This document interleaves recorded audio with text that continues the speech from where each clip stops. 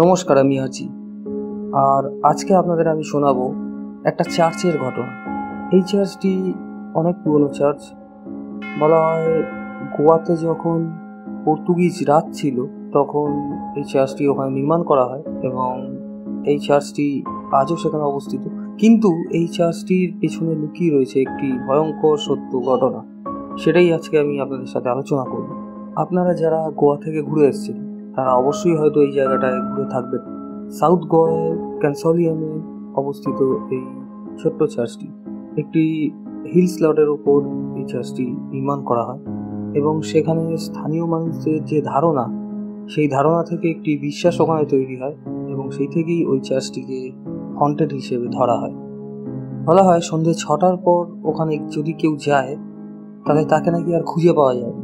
তার নাকি নামও নিশানা থাকে না, সে কোথায় যায় কেউ জানে না, উধাও হয়ে যায়। কিন্তু কেন এমনটা বলা হয়, কি সত্য এর পিছনে? তো আমরা অনেক ধরনের রিসার্চ করেছি, এমনকি আমরা নিজেরাও ওখান থেকে ঘুরে এসেছি। আমরা সেই অ্যাটমসফিয়ারটাকে ফিল করেছি, আমরা জানারও চেষ্টা করেছিলাম। কিন্তু ওখানে একটি টাইমিং রয়েছে এবং ওই টাইমিংয়ের বেশি ওখানে আপনাকে থাকতে দেওয়া হবে না। এই চার্চে ভিজিট করার সময় হচ্ছে সকাল 8টা থেকে সন্ধ্যে 6টা, কারণ সন্ধ্যে 6টার পর ওখানে প্রবেশ নিষেধ। এবং আমরা যখন ওখানে গেছিলাম, ওখানে স্থানীয় কিছু মানুষদের থেকে আমরা জানতে পেরেছি যে এই যে একটা হন্টেড সিচুয়েশন ওখানে তৈরি হয়েছে, এই কারণটা কি।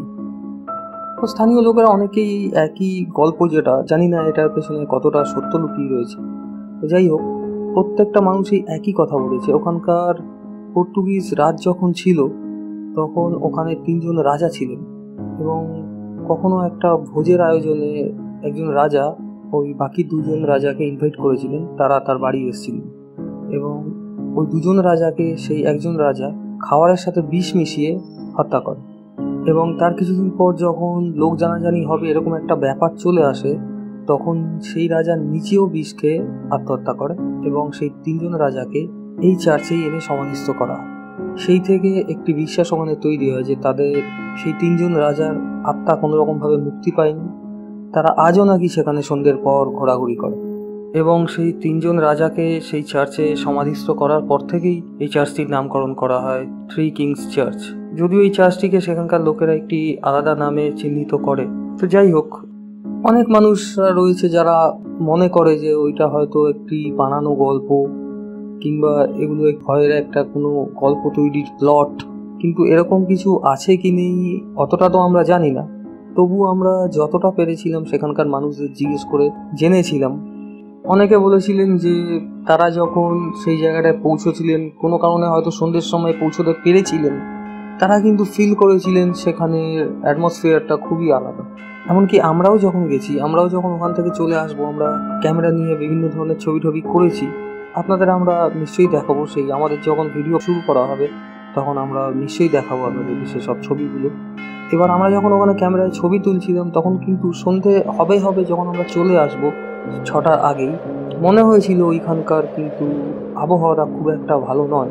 বেশ একটু নির্ঝুম পরিবেশ, খুবই শান্ত, কোনো শব্দ সেখানে পৌঁছয় না।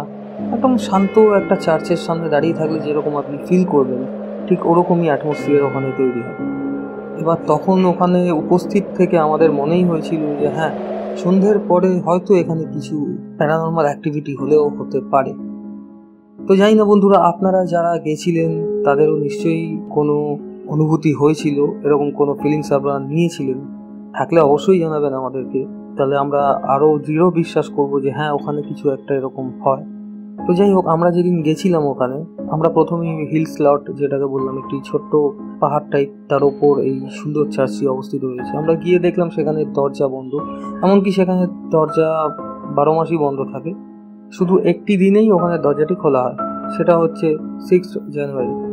আপনি এই 6 জানুয়ারি যদি ওখানে থাকেন তাহলে একটা ফিস্ট আপনি ওখানকার যে স্থানীয় লোকরা রয়েছে তাদের দেখতে পাবেন যে তারা একটা ফিস্ট ওখানে করে। আমরা তার আগেই গেছিলাম, সে কারণে আমরা ওই ফিস্টটা দেখতে পারিনি। তো সেখানকার স্থানীয় বাসিন্দার কাছ থেকে আমরা জেনেছিলাম যে কী ধরনের ফিস্ট ওখানে হয়। ওখানকার লোকেরা জানিয়েছিলেন যে ওই 3জন রাজা যখন ছিলেন ওখানে, তারা এরকম একটা ফেস্টিভ্যাল ওখানে করতেন প্রত্যেক বছর। এবং সেখানকার স্থানীয় এখন যেসব ছেলেরা রয়েছেন, বাচ্চা যেসব ছেলেরা রয়েছেন, তারা ওই 3জন রাজার ইউনিফর্ম পরে এবং ওই ড্রেসে তারা একটা অভিনয় করেন, একটা যেরকম একটা ছোট যাত্রা ধরনের হয় সেরকম একটা আনন্দ ওদের ওখানে হয়। একটা দিনই আপনি ওখানে মানুষজন দেখতে পাবেন ওই জায়গাটুকুতে, মানে মানুষের ভিড় যাকে বলা। আদারওয়াইজ আপনি কোনোদিন ওইখানে যদি যান, এই 8টা থেকে 6টা ওইটুক সময় আপনি ওখানে থাকতে পারবেন, আপনি কিন্তু সেরকম কোনো লোকজন ওখানে দেখতে পারবেন, জনশূন্য প্রায়। হয়তো আমার আপনার মতো কিছু মানুষ যারা ঘুরতে গেছে তারাই হয়তো রয়েছে, ছবি টবি করছে, ক্যামেরা করছে, এইসবই দেখতে পাবেন, আর কিছুই দেখতে পাবেন। চার্চটি খুবই ছোট চার্চ, চারদিক পুরো ঘুরে আসা যায়। পাশে ছোট ছোট বেড়া দিয়ে ঘেরা ফেন্স যেটাকে বলা হয়, ছোট ছোট ব্রিটিশ ফেন্স যেগুলো রয়েছে সেরকম ফেন্স ওখানে ঘেরা। খুবই সুন্দর একটা জলছবির মতো মনে হবে, এত সুন্দর পরিবেশ, নিশ্চুপ এলাকা, কোনো শব্দ নেই। হ্যাঁ, মাঝের মধ্যে দূরে ট্রেনের শব্দ আপনি পেতে পারেন, আর কিছুই আপনি পাবেন। এবং চার্চটির আশেপাশে ঘুরলে মনে তো হবেই যে সেরকম কিছু একটা জায়গা, যে হ্যাঁ এখানে কিছু থাকলেও হয়তো থাকতে পারে।